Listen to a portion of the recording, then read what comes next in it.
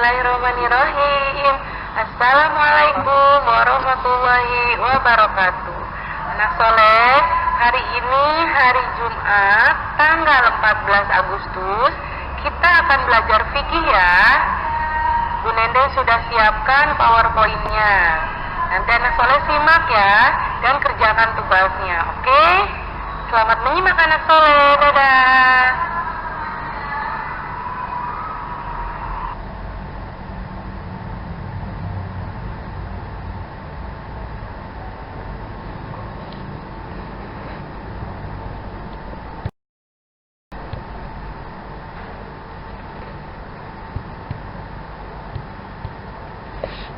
Ya anak soleh, kita belajar fikih ya. Minggu kemarin kita sudah belajar tentang hikmah sholat rawatib. Tentang sholat rawatib itu pengertiannya apa, macam-macam sholat rawatib, rokaat-rokaatnya, juga niat-niatnya. Nah sekarang kita belajar tentang hikmah sholat rawatib ya. Hikmah yang pertama apa ya? Hikmah yang pertama dapat mempersiapkan hati agar sholat fardu lebih khusyuk.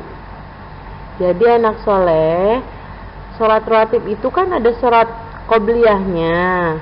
Nah, ketika kita melaksanakan sholat qobliyahnya itu sama aja artinya kita ini untuk mempersiapkan hati kita untuk lebih khusyuk dalam sholat. Biar lebih khusyuk, pemanasan dulu kalau misalnya olahraga ya. Yang kedua, hikmah sholat rawatib dapat menyempurnakan sholat fardu. Nah, sholat fardu kita kan banyaknya nggak khusyuk ya. Kita ketika sholat kadang inget pengen makan apa, pengen main kemana, tadi naro barang di mana. Nah itu tandanya kita nggak khusyuk. Dengan kita melakukan sholat rawatib itu dapat menambal kekurangan-kekurangan kita. Kalau misalnya fazal kan ada yang masih kosong-kosong. Nah ketika kita sholat rawatib yang kosong-kosong itu insya Allah dapat terisi. Jadi sholat kita lebih bagus, lebih sempurna. Hikmah yang ketiga, akan dibangunkan sebuah rumah atau istana di surga. Gitu anak soleh. Tahu dari mana Bu Nenden? Tahu dong, ada di hadis riwayat Muslim. Hadisnya sahih.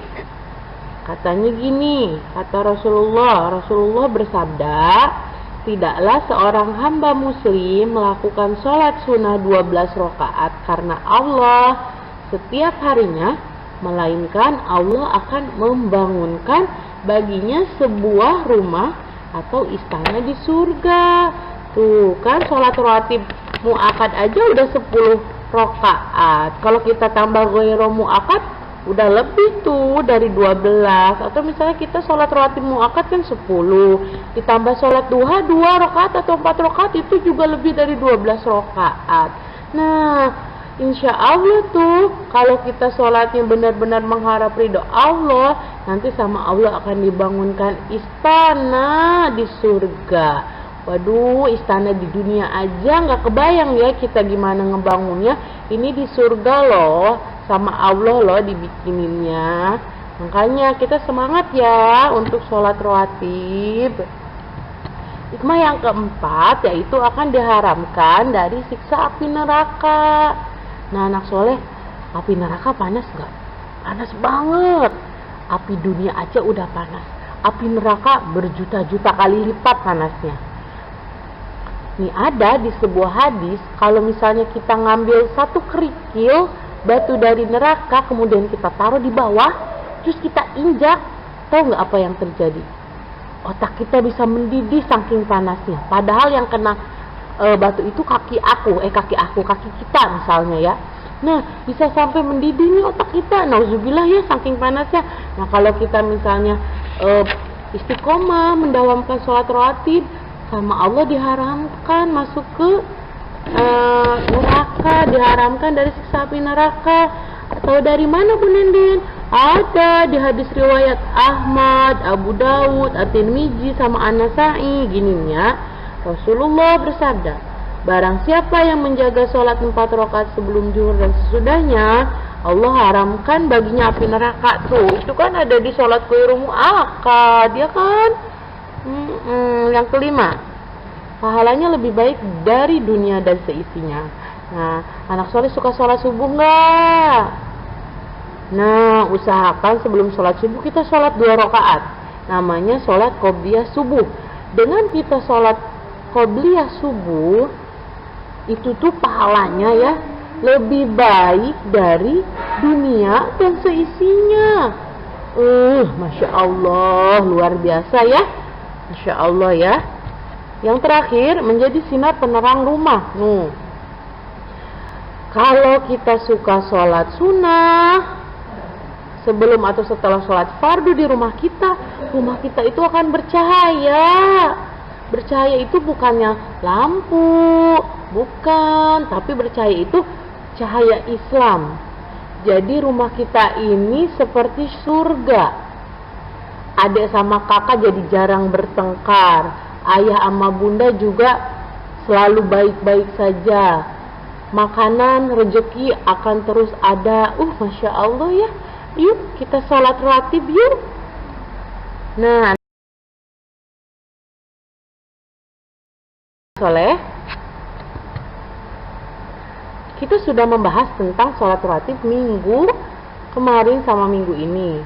Minggu ini kita selesaikan ya. Kita isi uji kompetensi bab 1 yang ada di halaman 9. Nomor 1, sholat sunnah yang dilakukan pada sebelum atau sesudah sholat fardu dinamakan apa yo? A. Sholat rawatib. B. Sholat sunnah. C. Sholat ba'diyah. A. Bu, sholat rawatib. Pintar. 2. Sholat rawatib terbagi 2 bagian, yakni A. Mu'akkad dan ghairu mu'akkad. B. Mufakat dan ghairu mu'akkad. C. Mu'akkad dan ghairu mufakat.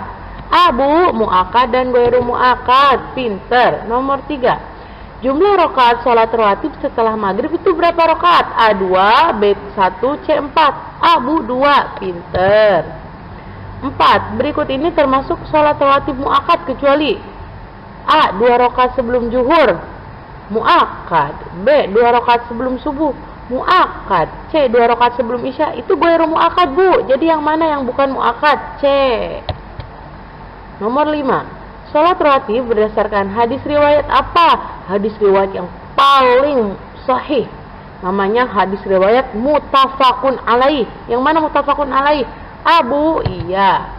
Nomor 6. Berdasarkan hadis riwayat Bukhari, Rasulullah tidak pernah meninggalkan sholat 4 rakaat sebelum sholat Aisyah. B subuh. C zuhur. C zuhur Bu, iya. Nomor 7. Yang membedakan sholat rawatib dengan sholat fardu itu adalah bacaannya sama, gerakannya sama, niatnya Bu, iya. Nomor 8. Hukum sholat rawatib 2 rakaat sebelum subuh adalah A. Sunnah muakkad. B. Sunnah ghairu muakkad. C. Sunnah mendekati wajib. Apa? Termasuk ke dalam sholat rawatib apa? A. Sunnah muakkad. 9. Sholat rawatib ba'diyah dilaksanakan sebelum atau sesudah. Kalau ba'da itu sesudah ya, sesudah sholat wajib. Nomor